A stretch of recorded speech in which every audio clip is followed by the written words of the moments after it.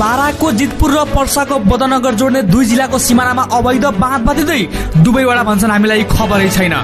हामीसँग कोही आएको भनेको पनि छैन कि त्यहाँ बाँध लागिरहेछ भनेर। जितपुरमा बिहान मर्निङमा गएर निस्किँदा सुन्नुपर्छ बिहान बिहान मान्छेको र सुन्नुपर्छ पोखरको गन्ध। बाराको पर्यटकीय गन्तव्य हुन सकेन व्यवस्थापन, सम्बन्धित निकाय मौन। This program powered by dreams Taj, hotel पनि शपिङ मार्ट पनि, को पावर्ड बाई जितपुर.com, shop everything, supported by Samiksha collection, लेडिजको सम्पूर्ण रेडिमेड कपडा।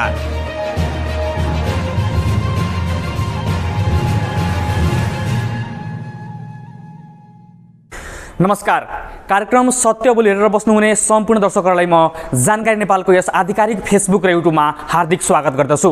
र आज सत्य बोली कार्यक्रम सुरु गर्नुभन्दा अगाडि म जितपुर सिमराबु महानगरपालिका वडा नम्बर 7, 5 र 6 को विषयमा एउटा विशेष जानकारी दिन चाहन्छु। यहाँका बासिन्दाहरू वर्षौंदेखि दुर्गन्धित पानी, प्रदूषित पानी खान बाध्य भएका छन्। तर वडा नम्बर 5 स्थित रहेको पानी ट्याङ्कीले थन्किरहेको अवस्था छ, त्यसलाई प्रयोग गर्न सकिएको छैन, त्यसलाई सञ्चालन गर्न सकिएको छैन। यस क्षेत्रमा भनौँ जितपुर सिमराबु महानगरपालिका वडा नम्बर 7 जितपुर, 5 बकुलिया र 6 नगौलमा 30 फिट तलबाट हामी पानी निकाल्न सकिन्छ। तर त्यहाँको पानी भनौँ धुलो अथवा भनौँ प्रदूषित हुन्छन्, जुन बालुवा देख्न सक्दैन त्यो मान्छेले त्यो खाइरहेको छ र हरेक घर घरमा अहिले पथरीको समस्या हामी हेर्न सकिन्छ। यसलाई सम्बन्धित निकायले ध्यान दिएको छैन र अहिले जितपुरको बाटो र भनौँ यस क्षेत्रको बाटो अहिले मेन हाइवे निर्माणाधीन अवस्थामा छ र केही महिनामै पिच हुने अवस्थामा बनिसकेको छ अहिले। तर अहिलेसम्म पनि खानेपानीको पाइपलाइन ओछ्याउने काम भएको छैन र फेरि त्यही बाटो अब पिच हुन्छ र फेरि त्यही भनौँ पाइप ओछ्याउनको लागि फेरि त्यही बाटो भत्काउने अवस्था आउँछ। त्यसैले यसलाई समयमै ध्यान दिएर सम्बन्धित निकायले र सम्बन्धित वाडा बनाम नगरपालिका बनाम र खानेपानीको व्यवस्थापन समिति बसेर यसको निकास के हुन्छ, समयमै पाइपलाइन ओछ्याउने काम गरौँ भन्दै आउनुहोस् सुरु गरौँ समुदायको समस्या, जनताको प्रश्न र सम्बन्धित निकायको जवाब सहितको विशेष कार्यक्रम सत्य बोली।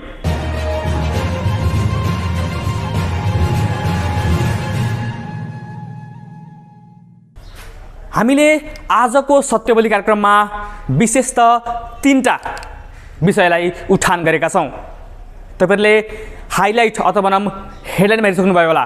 बारा र पर्साको सिमानामा अवैध बाँध भनौँ नदीको जग्गालाई हड्पेर बाँध बाँधिँदैछ। त्यसैगरी जितपुरको अवस्था, जितपुरको त्यो धुलो सडकमै शौच गर्ने अवस्था छ, एउटा शौचालय समेत छैन, त्यसको विषयमा आज एउटा विशेष रिपोर्ट तयार पार्दैछौँ। र त्यसैगरी बारामा पर्यटकीय गन्तव्यलाई व्यवस्थापन र प्रचार प्रसार नगर्दाखेरि अहिले यहाँ भनौँ पर्यटनको अवस्था, पर्यटनको आउने अवस्था शून्य देखिन्छ, पर्यटनको भित्रिने अवस्था पनि अहिले शून्य छ। त्यसको विषयमा आज एउटा विशेष रिपोर्ट छ र आजको पहिलो विषयमा हामी प्रवेश गर्न चाहन्छौँ। बाराको जितपुर सिमराबु महानगरपालिका वडा नम्बर 7 जितपुरमा मानिसहरू बिहानै मर्निङ वाकको लागि बाहिर निस्किने गर्छन् र बाहिर रोडमा आउने बित्तिकै सडकमा मान्छेहरू शौच गरेको हेर्नुपर्छ। यो एउटा जितपुरको लागि विडम्बना हो।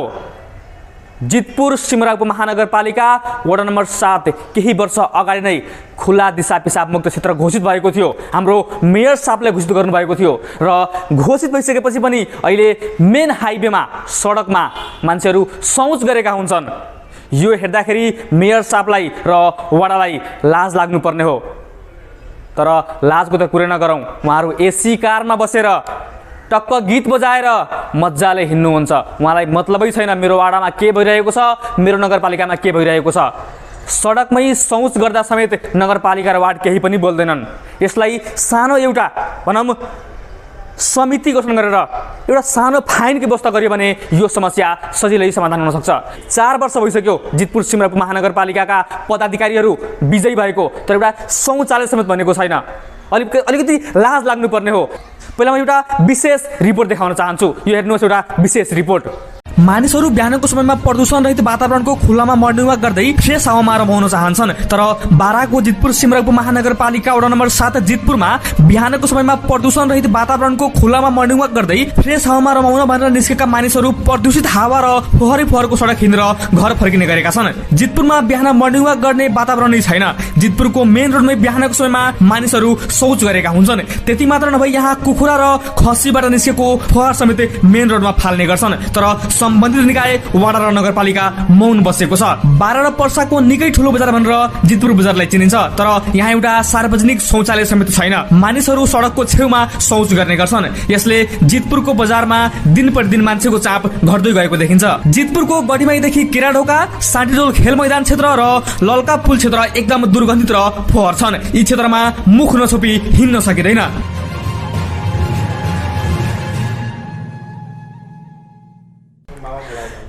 यो रिपोर्ट हेर्नुभयो। हामीले यस विषयमा जितपुर सिमराबु महानगरपालिका वडा नम्बर 7 का वडा अध्यक्ष रामबाबु गुप्तासँग कुराकानी गरेको छौँ। हेर्नुहोस् यो भिडियो। फोहोरको विषयमा हामी सबै कार्यपालिका लगायत मेयर उपमेयरजी सबै चिन्तित छौँ, तर अहिलेसम्म डम्पिङ साइटको थाहै ठेगाना भएन। त्यसले गर्दा फोहोर त नउठेको त होइन, उठ्न त उठिरहेको हो, तर लगत्तै भर्खर तिहार र छठ पर्व गएको हुनाले अलि फोहोर बजारमा बढी थियो। तर आज म बिहान 7 बजे घुम्दा चाहिने फोहोर धेरै नियन्त्रणमा छ। तर अर्को कुरा के छ भने मेन रोडको कुरा। मेन रोडमा जुन अहिले रोड विस्तार जुन गर्दैछ 6 लाइन, त्यसले गर्दा अप्ठ्यारो भएको अवस्था छ। जस्तै केही वर्ष पहिला मेयर साहबजीले आफैले जितपुरलाई खुला दिशा पिसाबमुक्त क्षेत्र घोषित गर्नुभएको थियो। अब त्यो कसरी घोषित भयो भन्ने कुरा उहाँलाई र तपाईँलाई थाहा होला। अहिले पनि बाटोमा बिहान बिहान मान्छेहरू शौच गरेका हुन्छन् मेन हाइवेमै। यसलाई नियन्त्रण गर्न सकिँदैन? होइन, सकिँदैन भन्दा पनि डेली फोहोर उठ्छ, नउठ्ने होइन। तर कस्तो भन्दाखेरि मेन चाहिने हाइवे चाहिने कम्प्लिट नभएको अवस्थाको कारणले फोहोर पुरा 100% नियन्त्रण गर्न सकेको अवस्था छैन। र अर्को पनि म के भन्छु भने जितपुरवासीहरूलाई, सम्पूर्ण जितपुरवासीलाई म आग्रह गर्छु हात जोडेर कि कमसेकम फोहोर व्यवस्थापन गर्ने हामी सबको दायित्व हो, हामी सब बुझ्नुपर्छ र त्यो दायित्वबाट हामी चुक्नु हुँदैन भने म यहाँहरू समक्ष आग्रह गर्छु। तपाईहरू पसले, जति हाम्रो व्यापारीहरू हुनुहुन्छ पसले आदरणीयहरू, उहाँलाई पनि म आग्रह गर्छु कमसेकम तपाईहरू जुन पसलेबाट तपाईहरू सामान बिक्री वितरण गर्नुहुन्छ त्यसको प्लास्टिक, त्यसको फोहोर चाहिने कमसेकम एउटा बोरामा चाहिने तपाईहरूले झोला बोरामा राखिदिएपछि एकदम राम्रो हुन्थ्यो। किनभने अब ट्र्याक्टर ढेली भोलि बिहान जान्छ, 3-4 जति तपाईँको ट्र्याक्टर फोहोर डेलीका डेली हुन्छ, त्यो उठ्छ नउठ्ने होइन। तर जनचेतना भनेको हामी सबमा हुनुपर्छ। हुन त मुख्यतः यो खसी काट्दाखेरि यसको फोहोर निस्किने अथवा यो कुखुराको फोहोरहरू जुन मेन सडकमै फाल्ने गर्छन् र त्यहाँ अब त्यो साइन्डोल खेल मैदानमा त मान्छेहरू बिहान बिहान शौच पनि त्यहीँ गर्छन् सडकमै। हजुर हजुर। त्यसलाई अब तपाईँहरू आफैले पसलमा गएर उहाँहरू त्यहाँ फोहोर नफाल्नु छ, फाल्यो भने तपाईँलाई फाइन तिर्नुपर्छ भनेर एउटा कुनै ठोस कदम उठाउनुहुन्छ कि? म यो विषयमा एकदम चिन्तित छु र ठोस कदम पनि उठाउने छु र यो जति कुखुराको भुत्ला उहाँहरूले फाल्नु भइरहेछ उहाँलाई पनि म आग्रह गर्छु, आदरणीय तपाईहरू चाहिने कमसेकम जति भुत्लाहरू छ एउटा झोला भोरामा राखिदिनुहोस्। जब ट्र्याक्टर आउँछ भने ट्र्याक्टरभित्र फालिदिनुहोस्, गइहाल्छ। सबलाई म आग्रह पनि गर्छु र तुरुन्तै म उहाँहरूलाई वार्ड कार्यालयमा बोलाएर एउटा मिटिङ गरेर उहाँलाई सल्लाह सुझाव लिने र दिने काम पनि गर्छु। यसरी वडाध्यक्षले प्रतिबद्धता गर्नुभयो, हामी यसलाई समाधान गर्छौँ। र आजको अब अर्को विषयतर्फ हामी लाग्न चाहन्छौँ, अर्को विषय प्रस्तुत गर्न चाहन्छौँ। र आजको अर्को विषय र आजको यो विशेष रिपोर्ट हो जितपुर सिमरा भनौँ बाराको जितपुर सिमराबु महानगरपालिका र पर्साको बिरगंज महानगरपालिका जोड्ने सिमाना हामी टेढा भन्ने गर्छौँ त्यहाँ अहिले सिमानाको ठुलो नदीलाई हडपेर अहिले बाँध बाँध्दैछ। यस विषयमा न वडालाई खबर छ न जिल्लालाई खबर छ। आफै मनमानी गरेर ठुलो बाँध बाँध्दैछ। पहिला यो एउटा विशेष रिपोर्ट हेर्नुहोस्। बाराकको जितपुर सिमरा उपमहानगरपालिका वडा नम्बर 7 र पर्सा जिल्लाको बिरगंज महानगरपालिका वडा नम्बर 32 जोड्ने दुई जिल्लाको सिमानामा अवैध बाँध बाँध्दैछ। यस विषयमा न दुवै जिल्लालाई खबर छ न सम्बन्धित वडालाई खबर छ। आफ्नै वडामा त्यत्रो ठुलो बाँध बाँध्दै गर्दा पनि वडाहरू बेखबर हुनु अचम्मको कुरा हो। बाँध बाँध्दै गरेको ठाउँमा पुगेर रिपोर्टिङ गर्दा आफ्नो जग्गाको मूल्य बढाउन नदीको जग्गा समेत हटपेर बाँध बाँध्दै गरेको देखियो। कुनै पनि जिल्लाको सिमानामा तारबार वा बाँध बाँध्नका लागि दुवै जिल्लाको अनुमति लिनु पर्दछ अथवा सिमानासँग जोडिएको आफ्नै नम्बरी जग्गा भए पनि बाँध बाँध्दा आफ्नो वडाको उपस्थितिमा नापी गरी जग्गाको एकिन गरी मात्र बाँध बाँध्न मिल्छ। तर उक्त ठाउँमा कुनै जिल्लासँग अनुमति लिएको छैन वा कुनै वडाको उपस्थितिमा नापी गरिएको छैन। त्यस विषयमा वडा समेत बेखबर छ।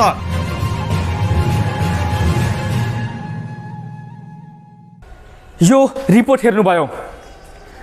बिना वडाको सिफारिस, बिना जिल्लालाई खबर गरी अवैध रूपले जिल्लाको सिमानामा बारा र पर्साको सिमानामा बाँध बाँध्दैछ।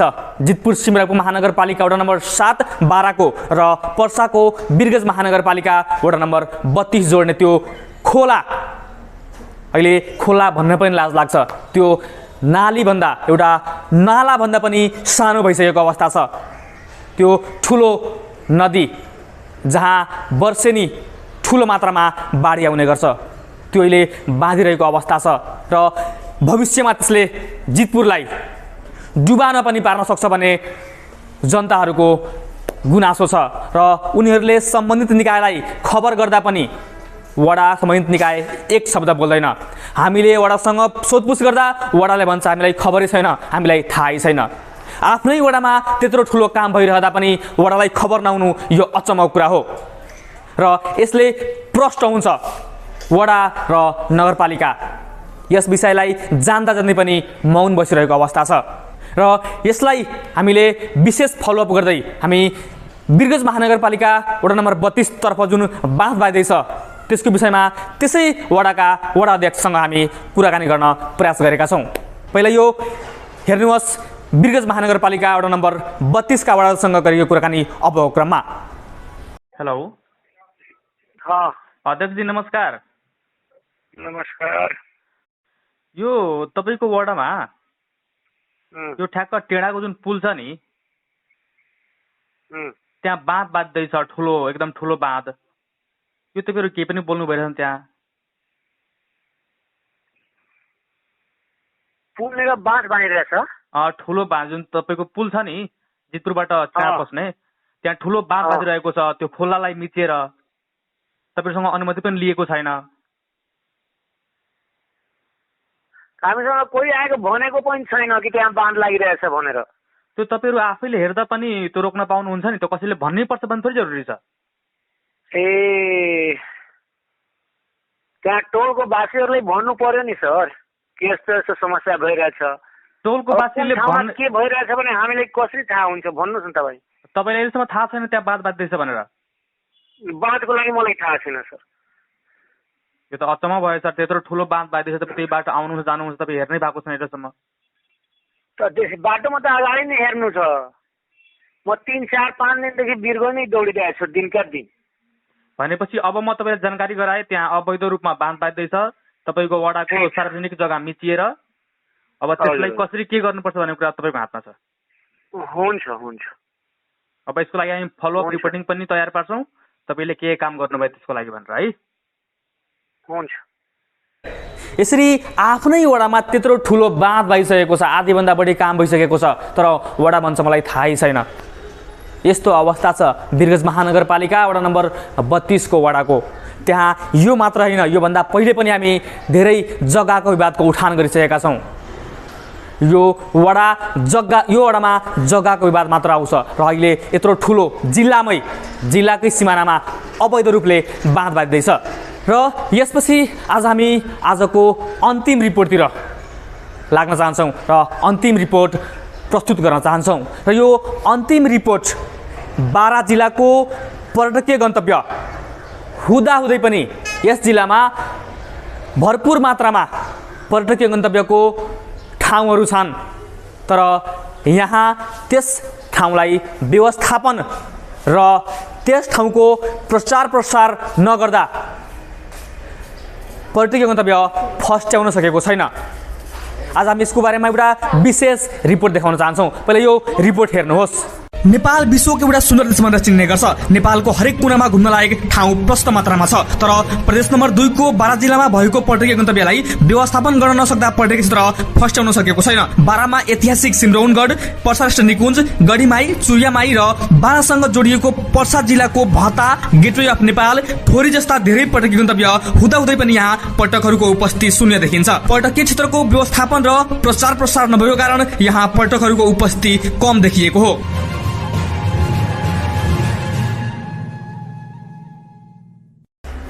रिपोर्ट हेर्नुभयो। हामीले यस विषयमा पर्यटन विकास बोर्ड बारासँग कुराकानी गर्न भनेका थियौँ, तर विडम्बना बारामा अहिलेसम्म पर्यटन विकास बोर्ड स्थापना हुन सकेको छैन। र हामी यस विषयमा मोहन शर्मा लामिछाने र उहाँ नाटा प्रदेश नम्बर 2 का अध्यक्ष समिति हुनुहुन्छ, उहाँसँग यस विषयमा विशेष कुराकानी गरेका छौँ। हेर्नुहोस् उहाँसँग गरिएको कुराकानी अबको क्रममा। बारा जिल्लामा तपाईँले भन्नुभयो जस्तै पर्यटकीय क्षेत्रहरू छन्, त्यसको प्रशस्त सम्भावनाहरू पनि छ, तर अहिले चाहिँ सबैले भन्ने गरेकै कुराहरू कोभिडले गर्दाखेरि केही पनि भएन, कोभिडको कारण हो भनेर हामी भनिरहेका छौँ। केही कारण कोभिडको कारण पनि हो, तर पहिलेदेखि नै समस्याहरू छ। विशेष गरी पर्यटकीय क्षेत्रहरूलाई जुन भौतिक पूर्वाधारको रूपमा छ त्यसलाई विकास गर्नुपर्ने, त्यसलाई सौन्दर्यीकरण गर्नुपर्ने, हैन, त्यसमा केही चाहिँ एक्टिभिटिजहरू गर्नुपर्ने, जुन कुरा देखाउनको लागि पर्यटकहरू भित्राउनको लागि गर्नुपर्ने गतिविधिहरू चाहिँ सुन्ने स्थितिमा रहेको छ। यो व्यवस्थापन गर्न नसक्नुको कारण चाहिँ के?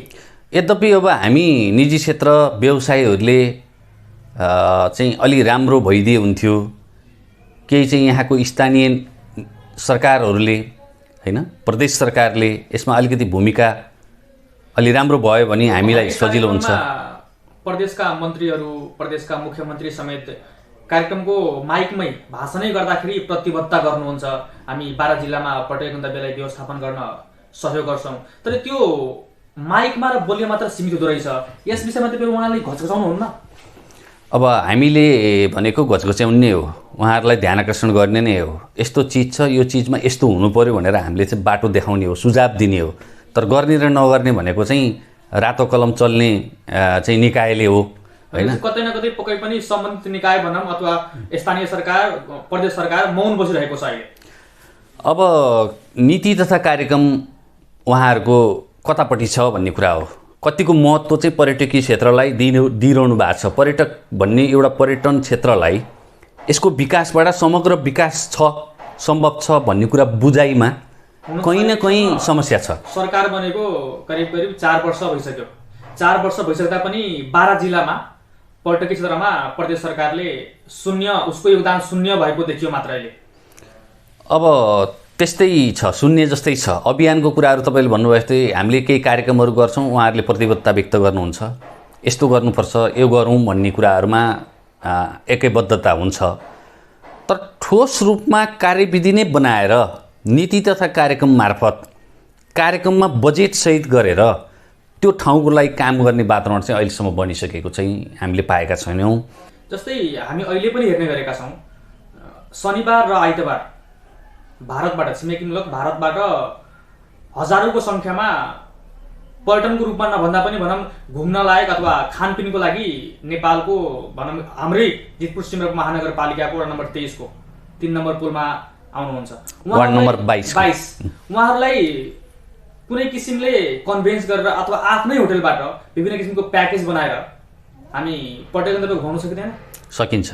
त्यो चाहिँ यस्तो भइरहेको छ, भारतको विभिन्न सहरहरू, नजिक रहेका विभिन्न चाहिँ सहरहरूमा चाहिँ गएर अलिकति मार्केटिङ गर्ने, त्यहाँको चाहिँ स्कुलहरू, हैन, त्यहाँको चाहिँ सामान्य चाहिँ मानिसहरू घुम्न आउन सक्ने मानिसहरूमा चाहिँ प्रचार प्रसारको एउटा वातावरण बनाउनुपर्छ।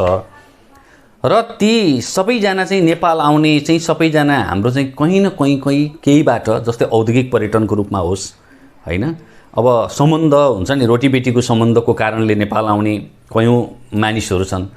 ती सबैलाई पर्यटकीय दृष्टिकोणले हामीले चाहिँ पर्यटक मानेर एक्टिभिटिजहरू उहाँहरूलाई नेपाल आएपछि उहाँहरू घुम्ने कहाँ हामीले त्यो प्याकेजहरू बनाउने चाहिँ हामीले सुरुवात गरिसकेका छौँ। जस्तै पर्सा राष्ट्रिय निकुञ्जमा जिप सफारीको प्याकेज, हात्ती सफारीको प्याकेज होइन। अब यहाँनिर केन्द्रबिन्दु बनाएर हामीले यहाँको प्याकेजमा चाहिँ पूर्वको जनकपुरसम्मको प्याकेज, जानकी मन्दिरसम्मको प्याकेज होइन, अहिले बागमतीमा बन्दै गरेको भरतताल मानव निर्मित त्यो पनि एउटा डेस्टिनेसनको रूपमा अगाडि बढेको छ होइन। बागमती नुनथर भरतताल एउटा डेस्टिनेसनको रूपमा छ भने जनकपुर छ, सहलेश फुलबारी छ, छिन्नमस्ता भगवतीको मन्दिर छ लगायतको ठाउँहरू प्रदेश 2 मा पनि तपाईँको 2-3 दिनको प्याकेजहरू बन्न सक्ने, वीरगञ्जबाट पनि त्यो बनाउन सकिने होइन। र यो जितपुर सिमराबाट पनि यहाँबाट पनि त्यो प्याकेजहरू बनाउन सक्ने थुप्रै सम्भावनाहरू छन्। जस्तै शनिबार आइतबार अथवा हरेक दिन पनि भन्न सकिन्छ भारतबाट पर्यटनहरू नेपाल भित्रिन्छन्, होटेलमा गएर खान्छन्, पिउँछन्, सुत्छन्। अब हामी त्यही होटेललाई व्यवस्थापन गरेर त्यही होटेलको ग्राउन्डमा आफ्नो जिल्लामा भएको अथवा आफ्नो प्रदेशमा भएको पर्यटकीय गन्तव्यको ठुला ब्यानर, पिक्चर, यसको महत्त्वको बारेमा जानकारी सहित एउटा ब्यानर हाल्दा झन् अझ पर्यटकहरू यहाँ घुम्न जानुपर्छ भनेर अलिकति उत्साहित हुनुहुन्थ्यो कि भन्ने मलाई लाग्छ। हो, पक्कै पनि के हो भने जब भारतबाट नेपाल प्रवेश गर्न साथै प्रवेशद्वारमै हामीले त्यो कुराहरू जानकारी गराउनुपर्छ। प्रवेशद्वारमा नै ठुला होर्डिङ बोर्डहरूमा मार्फत यो पर्यटकीय क्षेत्रमा जानको लागि यति किलोमिटर छ, त्यहाँ गएपछि यो रमणीय स्थलहरू छ, यो प्याकेजहरू छ भन्ने कुरा हामीले त्यहीँबाट जानकारी गराउनु पर्ने हुन्छ।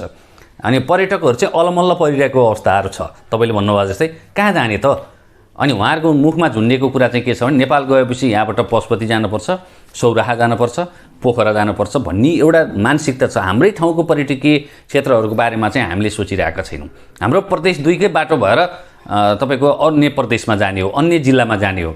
तर के छ भने हामीले त्यो पर्यटकहरूलाई यहाँ रोक्ने वातावरण होइन, त्यो रोक्ने वातावरण चाहिँ हामीले बनाउनु पर्ने चाहिँ छ। त्यसमा हामी लागिरहेका छौँ। कसरी गर्ने भन्ने हिसाबले हामी अगाडि बढ्दैछौँ। हुन त प्रदेश नम्बर 2 को यो बारा जिल्ला नेपालकै सबैभन्दा ठुलो औद्योगिक कोरिडोरको रूपमा चिनिन्छ। यसलाई प्याकेजमै बनाउन खोजियो भने त तपाईँहरूको होटेलमा त्यसको हरेक स्थानको भनौँ प्रजातन्त्रको लागि ब्यानर टाँस्न सकिन्छ, अथवा प्याकेजमै भन्ने हो भने पर्सा निकुञ्ज घुम्नको सहित गढीमाई, महागढीमाई छ, त्यसै गरी सिन्धुलीगढ छ। र हुन त बारा जिल्लाको सिमरामा नेपालकै सबैभन्दा ठुलो उद्योग छ जगदम्बा स्टिल, त्यसलाई पनि एउटा पर्यटकको क्षेत्र मानेर एउटा घुमाउने वातावरण पनि हामी बनाउन सकिन्छ। त्यसको बारेमा हामीले कुराहरू राखेका छौँ। जगदम्बाको चाहिँ अनरहरूसँग पनि यो कुराहरू हामीले राखेका छौँ। जगदम्बाको विषयमा पनि तपाईँले कुरा उठाउनुभयो। धेरै इस्युहरू उठिरहेको अवस्थामा त्यसलाई अलिकति चाहिँ पर्यटन मैत्री बनाऊ होइन, पर्यटकहरू आएर घुमाउने, यहाँको उद्योग हेर्न आउन चाहन्छ क्या। जस्तो नेपालको पनि पहाडी क्षेत्रबाट औद्योगिक क्षेत्रमा घुम्न आउने मान्छेहरू थुप्रो छ। ती मान्छेहरू आएर बाहिरबाट गेटबाट चाहिँ ल यो कम्पनी यो हो भन्ने मात्रै हेरेर फर्किएको अवस्था छ। त्यसमा चाहिँ भित्र पनि एउटा चाहिँ कस्तो रहेछ त, त्यो कसरी बन्दो रहेछ, त्यसको चाहिँ सिस्टम के रहेछ भनेर एउटा स्टुडेन्टहरूलाई जान्नको लागि त्यो एउटा राम्रो अवसर पनि हुन्छ। हामीले त्यस्तो पनि कुराहरू चाहिँ यहाँका कम्पनीहरूसँग बारम्बार कुराहरू राखेका छौँ। यो वास्तवमा औद्योगिक पर्यटनलाई अगाडि बढाउनको लागि यो 6 लेन बाटो समग्र रूपमा बनिसकेपछि, निर्माण भइसकेपछि होइन, औद्योगिक कोरिडोरको रूपमा मान्यता दिएर यसलाई चाहिँ त्यो क्षेत्रको रूपमा पनि घोषणा गरिदिनुपर्छ। त्यो सरकारले, राज्यले पनि गर्नुपर्छ, स्थानीय तहले पनि त्यो कुरा प्रकारले चाहिँ अगाडि चाहिँ यसलाई चाहिँ सार्नुपर्छ भन्ने हाम्रो मान्यता छ। तपाईँले भनेअनुसार औद्योगिक पर्यटनको सम्भावना एकदम प्रचुर छ। यो औद्योगिक कोरिडोरको रूपमा यो बारा जिल्ला भनेको नेपालको अहिले पहिलो नाम चलेको कम्पनीहरू नै यहीँ छ भने त्यो कम्पनीमा त मान्छेहरू चाहिँ स्टुडेन्टहरू र चाहिँ धेरै मानिसहरू हेर्न आउनलाई चाहन्छन्।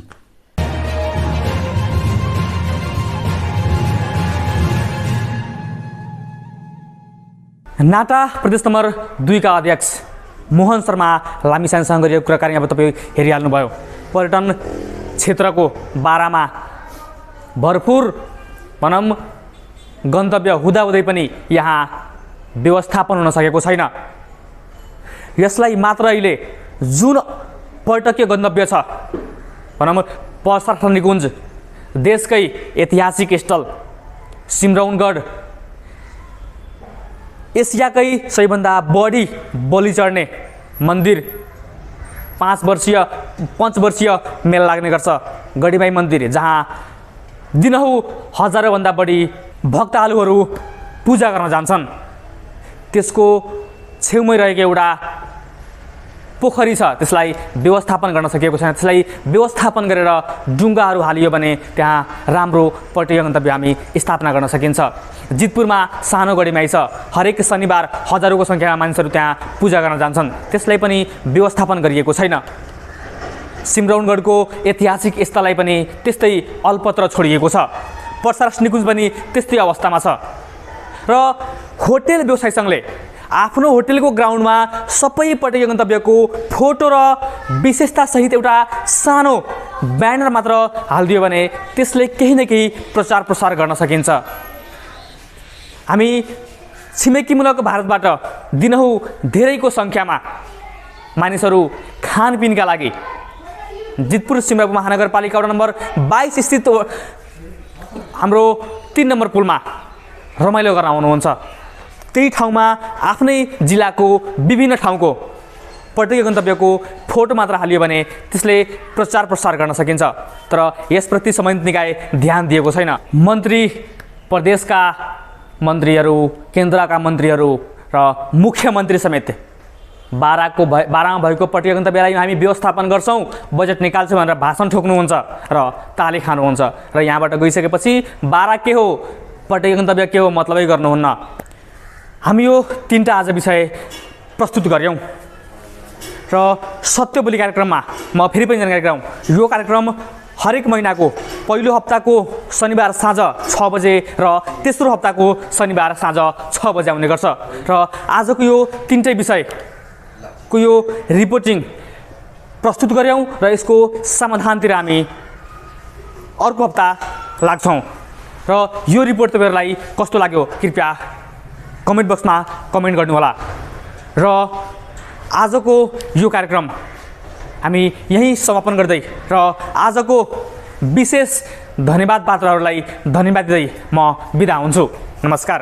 आजको सत्य बोली कार्यक्रमको धन्यवाद पात्रमा हुनुहुन्छ जितपुर फुटबल टिम, जसले जितपुरमा निशुल्क आँखा, दाँत तथा शरीर चेक जाँच शिविर राख्नुभयो र उहाँलाई साथ दिने सहयोगी हातहरूलाई पनि हामी धन्यवाद पत्रमा राखेका छौँ। र उहाँहरू हुनुहुन्छ वीरगञ्ज सामुदायिक आँखा तथा दाँत अस्पताल, त्यसैगरी एभरेस्ट आँखा तथा दाँत उपचार केन्द्र पर्सागढी र वीरगञ्जको Nilkantha hospital and research centre प्राली।